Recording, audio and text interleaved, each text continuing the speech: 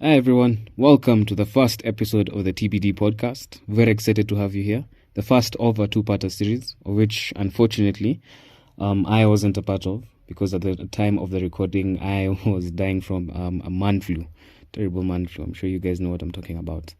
But Anne, Sydney, Leanne do a great job talking about a few things of disappearing and reappearing pathways, apparently, misbehaving infrastructure, and all these are near-death experiences. So see you guys in a bit. Let's get straight into it.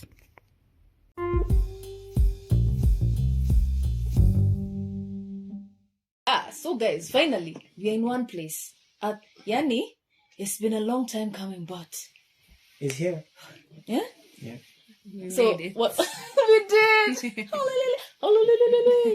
Anyway, what was your experience getting here? Mine was pretty good. Okay, so I got to the matatu, pretty nice lights. That day I was chilling. Chilling like a villain. Nothing too much. Chilling like a villain, you know. And then now the fun part was when I got to Westlands. So I took a boda from Westlands. So the guy comes, nikopa kwa mpesa, hata nilimwambia tu, I didn't even tell him specifically where. I just nilijua tu nikimwambia pale kwa mpesa, tutajua tu ni wapi. So it was when quickly akakuja kanipeleka, and it was going real fast and the roads were empty. It was a little scary because now the traffic goes like this, and who knows who's jumping red.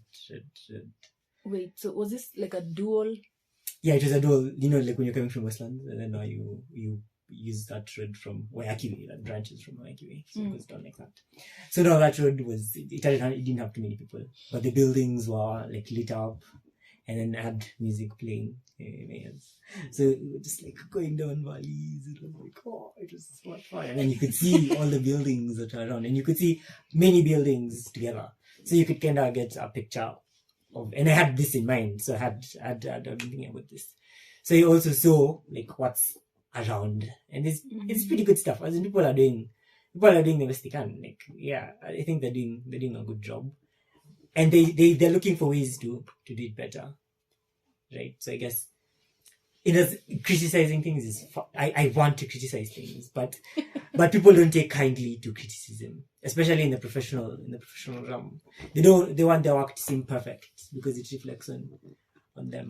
I feel like in my short experience, I felt like people they want to be, they're proud of what they've done, right? And if you if you come like too hard, they'll be like, they'll start being emotional, and they won't be pragmatic. When you really, when what you want is like to get them to do what you want.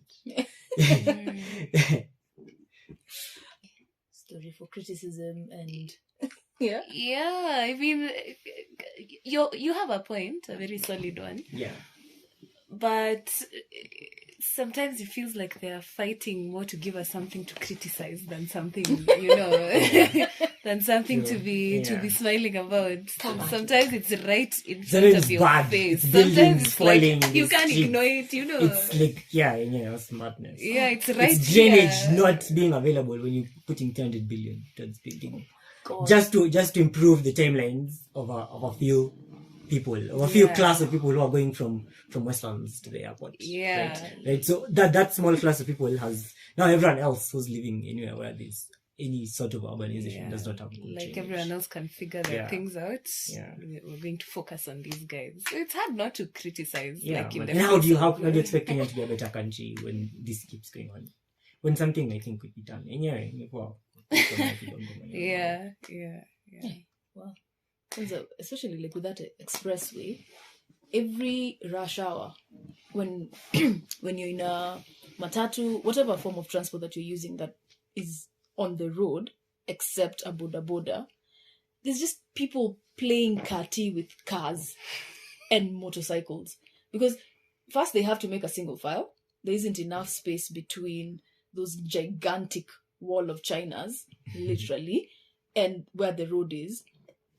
And it's just so terrifying. Like, even as someone who's looking at the people walking, I'm terrified on their behalf. Like, I get a cold sweat because the few times I'm walking next to a road and a lorry passes me, I'm like, oh, oh Lord, here I come.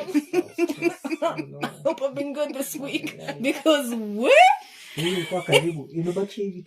Just and in as much as I know that I'm supposed to be walking in the opposite direction of traffic, there's no walkway in the opposite direction. And even worse, it's a 6-lane road.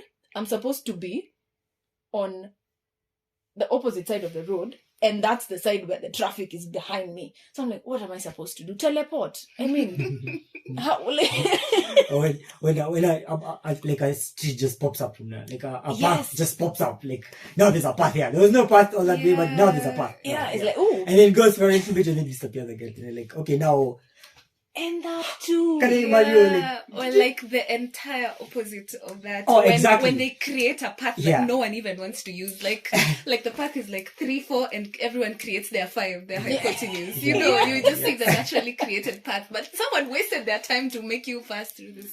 Yeah. But no, I can't. Oh yeah, that's actually very unique. It's the user experience of people. Like I want to avoid the word assumption, but if anyone can think of a synonym, I'm happy to use it.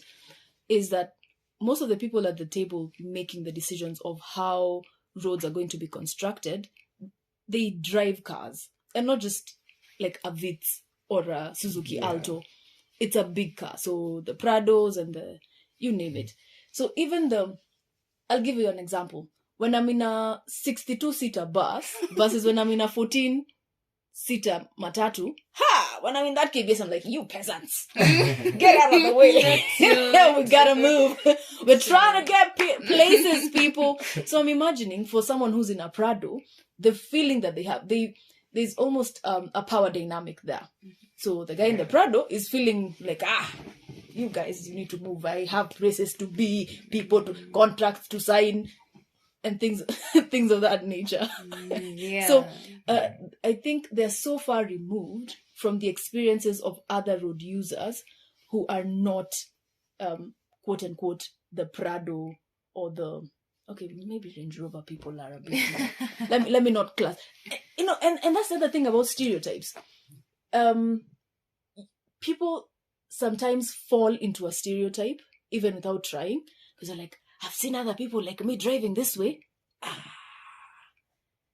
Default mechanism checks in, and you're like, even me, peep peep peep peep peep peep.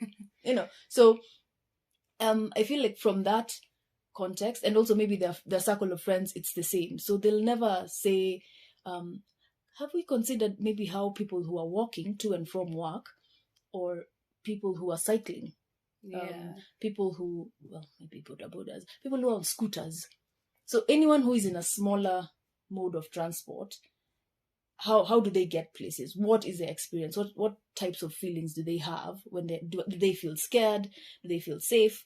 Do they feel like they're lesser citizens than the rest of the people who, use the expressway? Yeah. Well, that's such an all-rounded point.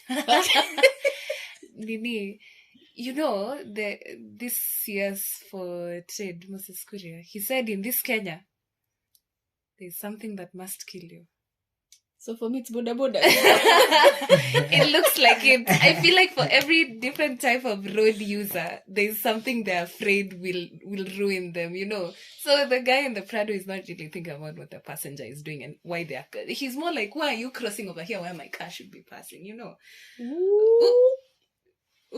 Shots fired. No, like in that mindset, the same way you're saying when you were in a bus. Oh yeah. And you're looking outside, you're like, everybody move. Just please move for me. Why are you fighting me?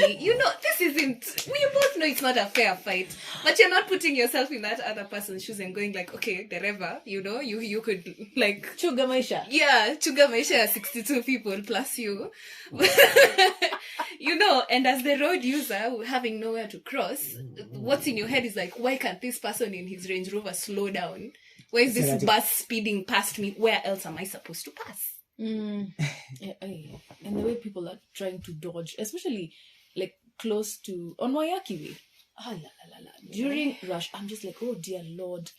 Okay. How? Why is this in But the... people And say, you know, people say that it's like it's because Nairobi is a bustling town and Tinapanga is super busy.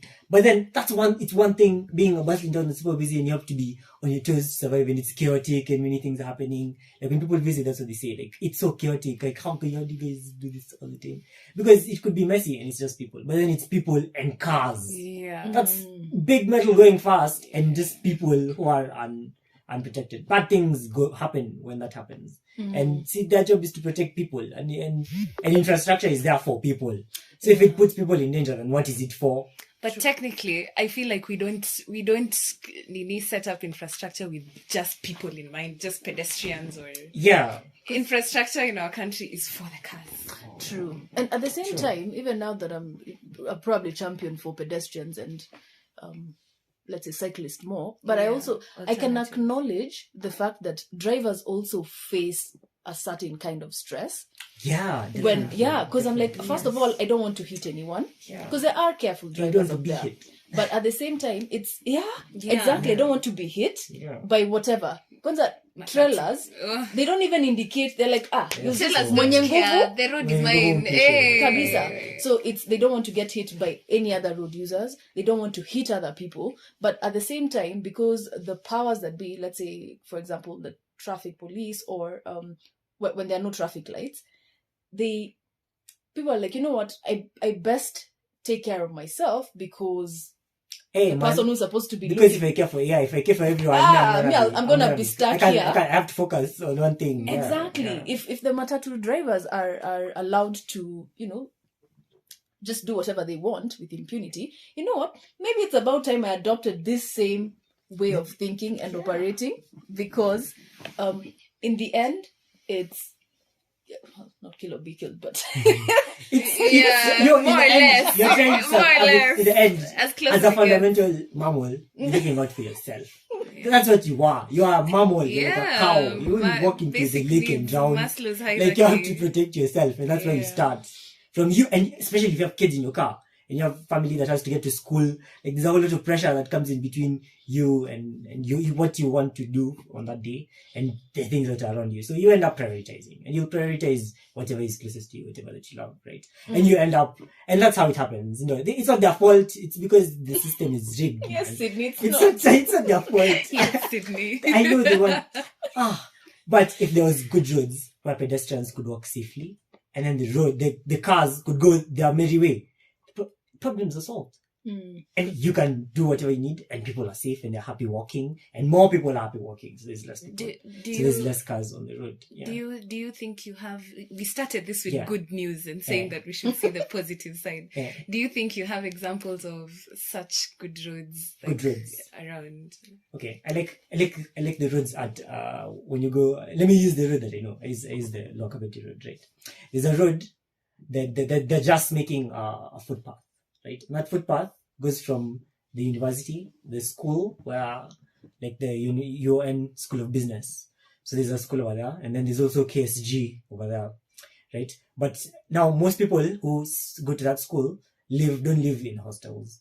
They prefer to live a little down the ways where there's like a town, right? So a lot of them end up walking all the way. As in, it's something normal. For lunch, you could go down there and then you come back or something. Like, when you go down there, there's always people walking up and down it. And now they're putting a footpath, and it's not right at the road. It's separated from the road. So in between the footpath and the road, there's ample space. You're not being threatened. Yeah, you're not being threatened by a trailer passing. Yeah, it's not crazy, right? So people end up just walking on one side, right? They just walk on one side all the way, and then they cross when they get to their destinations, right? So everywhere along where there's, like, somewhere you get in, they have, like, pumps, right? So there's something to get in, so you have to slow down the cars so that people can cross the road where there's paths. But then that's orderly, because it's been set up like that. Like, there's something over here and then there's something over here. So it's a special case, but it worked quite well because they understood the situation. Yeah, key points, it was set up. Yeah. The way things are set up. Yeah, the way things are set up. And that goes back to contextual building, right? Building for a space, right? Yeah. There could be, all spaces are different, and you can't and you need to be able to adapt to the situation. Yeah. Hey, come on, like, and as designers, everyone is a designer. I like to believe that everyone is a designer. In order for you to make a cup of coffee, you've done a design process. You've taken materials and you've combined them with knowledge, and you've made something that has utility to you. So you basically designed a cup of coffee. So people do this on different skills. Some people designed a caffeine experience. Yes, caffeine experience. Some people design business models that help businesses perform better. Some people design project management tools that help them manage their products better. Some people, engineers, Some people. engineers use broad science to make components and to make systems and to make relatively complex systems like your phone or your computer. Yeah. Those require an engineer. It's not the same as a cup of coffee. Yeah. Nini, however, yes, this is true. I feel like everyone, to some extent, I believe that everyone knows that there is a process to follow, like when you're designing something or preparing something or setting something up.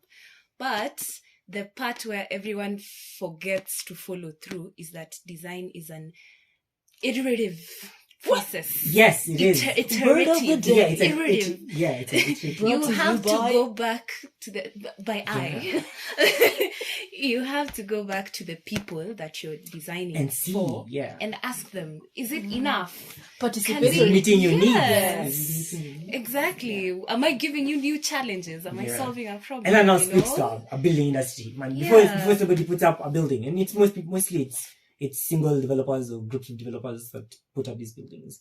They don't ask anyone, like, hey, what? They don't go around the town and ask, hey, what do you want? They know, like, if you Which put is this flat exactly here, what an environmental impact, social yeah, assessment exactly. should do. But but okay. we don't. No one needs you to do that. So you no don't, one needs you. Don't you. need to Yeah, do it's it. not Yeah. a requirement You need unless to you're do an it. industrial. Yeah. But then if you do it, you're aware of the risks that are involved in whatever you're working on. So you're able to mitigate those risks. Yeah. So by using it, you benefit. It's not just a law, like just to be accepted as a law to put them down. It's an asset. Like it's a guide. If you use these tools, you'll be set up for future. Because most businesses are family businesses. They don't set these things up so that their children and their children's children can benefit from them. Yeah. But then now, if you don't do environmental analysis, a comprehensive environmental analysis, you may not be aware that in the near future, like your water resources may be in danger, right? So you won't, and maybe your business depends on these water resources, right? So if you don't set up the infrastructure from the get-go, when you're starting making these plans, if you have this information, you're able to avoid some of these risks. Yeah. So you've paid more for your investment, but in reality, it'll pay out. You'll be able to beat your competitors, and you may be able to get market. I don't want to say dominance; it's controversial. But like a larger market share. You can get a larger market share just because you thought of this earlier, right? And it's risk reward. If you find something that businesses as a business, you want something that is yours, right? If you want to make this project, you don't want to do it because somebody has told you to. You want to do it because you thought that this is the best way to do it, and your intuition is what will guide the team. Yes, but intuition isn't everything. Yeah, it's definitely. It values has to that come into play. Intuition, values. but it can't just be your own values as a business owner. Definitely. And this is where people become so small-minded because they're worried if they share what visions they have for a particular project or something, the community always comes down so hard on them. Yeah. It's like it's not according to our goals, our plans, you see. So you have something completely like planned out, even in phases. But just the way he's saying, so it's almost like without an analysis, you haven't figured out that you're going to run out of water resources. But the community knows they've been using this water. Yeah. So of course, when we add you and you have your own plans with the water, you're going to deplete it even faster for us. So sometimes they'll do everything to like to keep them down. It. Yeah. And society right now is very strong. It's very powerful. I think before propaganda you could get away with a few things, but now with the internet and people knowing a lot of things and KOT. Yeah, and KOT, man, you might end up getting a little messily. You end up paying for it socially, and that cost is significant. Yeah, the like coming in hard with I already have a solution, and involving the community or the people that you want to build for, or these realtors and whoever want to build for, they're not coming in with a curiosity. It's not a discovery process. It's more, I'm looking for your validation. So confirmation bias. Yes. This is what I want to build here. So what do you guys say? If we say no, it's like, aye, but this is proper. Yeah, Hey, what do you sinimina know? kushow. This is premium planning. You What do people. you know? I'm What do you know? We are moving away from this. This is what we are taking you to. And I think that's one of the things that, the project in Kibra, when they built the houses for those people, they're like, what model are you using? Just because you think I don't live a good life because I'm not in four concrete walls, you're assuming that that's all I want out of life. But what exactly is my motivation to not want to move into this new flashy building, fresh paint, that new building smell? I'm like, it's because when you go into these places, the sense of community there, it's such a lively place. Placemaking and all that, place identity. Because at 8 p.m., you'll find kids outside. But in estates, you'll hear, hey, Kenari! Come, my son! Guess I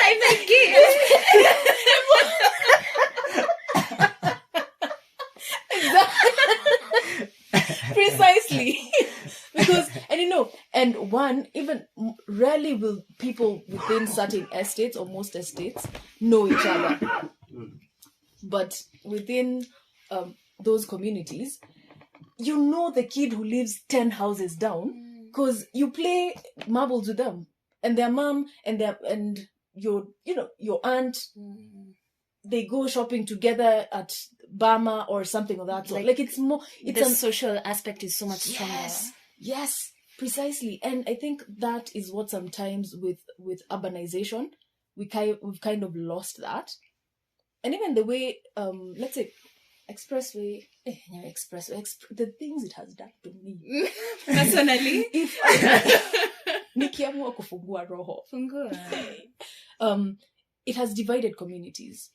Because if I think of people who live in South B, and and used to go work in South C, I was just, when they had to demolish the bridge at Bellevue, I was so heartbroken, because in my mind, maybe I haven't experienced other footbridges in Kenya, but that was that bridge was amazing. It was the shape of it, the distance, because rarely did I ever see anyone trying to cross Mombasa Road where that bridge was. That one and at GM. Because one, it wasn't dark or gloomy, so it didn't give me a feeling, or at least for me, it didn't ever give me a feeling of I might get mugged or threatened with Shonde. The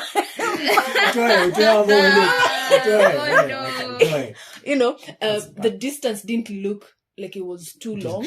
Secondly, exactly where the transport leaves you, you don't have to walk an entire football field and then cross, then walk another. I'm like, I've already crossed like 4 roads by the time I'm doing the new footbridges that are so angular. I'm like, why? Of course I'm gonna, if I'm thinking about time, because I've wasted it in a matatu that told me watatu iende, and then it's been 13 people later and I'm still watatu iende. I'm still hearing that watatu iende. I've lost maybe 15-20 minutes. So I'm like, you know what? You're tired, man. I'm gonna risk it. I'm like rock, paper, scissors with this barabara. Whatever happens. So it's looking at all those as, because sometimes I feel like the way it's designed, it's looking at people as very like they have predetermined settings. If we give you a footbridge, you will use a footbridge. If we give you a road, you will fill in the gap. So they assume that it's preset. We have default settings of how we'll use whatever they provide, without necessarily looking at all the dynamism dynamism. Hey, Ado. Yeah, I think that's a valid one. I think that's a valid word. Yes. Yeah. Of human experiences and how they make decisions. It's really logical. Which is why It none is, of these yeah. footbridges have ever worked too well on Thika Road. You put all the gates you want. 3 nights later, there's some guy who created his own route. Nobody can stop reggae. There's some things you Reggae is just can't strong. fight. Yeah, you just have to get into the mindset of the user. Like, think broadly, right? You can't Do just user research. focus. Yeah. Get a service design company to do your user research. Indeed. You know. Yeah, and it shows that this is a multidisciplinary thing. It's Oh my gosh. It's not one Oh, discipline. yes. For sure, it's not one discipline. It's not one discipline. An architect could make like the best building. Like he could design it on paper. But if he can't get the people to make that material, then he can't build no house. It's done. Anafunga kazi ya Dead kona. in the water. Hiyo karatasi anafunga, roll inaokota vumbi. But now when you design, when you consider all the aspects that come into construction, and construction is a large endeavor, and it requires many people, both on the design side, those on the building side, and in Kenya, most of the building side is labor intensive, right? So when architects design, they design knowing that you can get the labor to stack these stones though you need to, right? So it's not gonna be a big problem, right? So that's what they tend to do. They make houses out of stones because it's easy. It's easy to make houses out of stones. But now you need to set up for people to adopt materials better. It needs to be materials that can be made. Okay. Right? They have to be made. And Kenya, it makes sense because the labor is there, right? You can get people to do this work. People want to work so that they can make money. So if you can make a product that's easy to manufacture, labor with a lot of labor, right? It's designed to be made using a lot of labor, right? I don't know. Yeah, So, students, take out your math books. You're mixing. What is happening? Yeah. There's so it's almost like an equation. Yeah. Where there's the human labor, and then there's the products that form the new building material. Yeah. Okay. Yeah. And some of that may be sourced locally. It's available locally. Like stone. Stone is available locally at a mine. And stone is a really good material. It has decent, it doesn't have a large impact on the environment. And that can be easily mitigated by simply using electrically powered equipment, right? So the blades that cut the stone could be powered by electricity, and that can be done without using the fossil fuels. Stones. Yeah, the machine cut stones. So that would significantly increase mitigate the impact on the environment. Yeah, and it's a resource that's available all the time, and you can recycle it pretty easily if you choose to.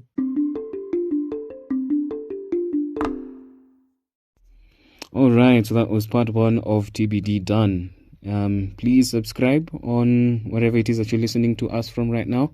You can also follow us on our socials. We are on Twitter and IG at TBD Kenya. And feel free to drop any feedback that you may have. Drop a voice note, drop a comment, DM, all that good stuff. And see you guys in a bit. Bye.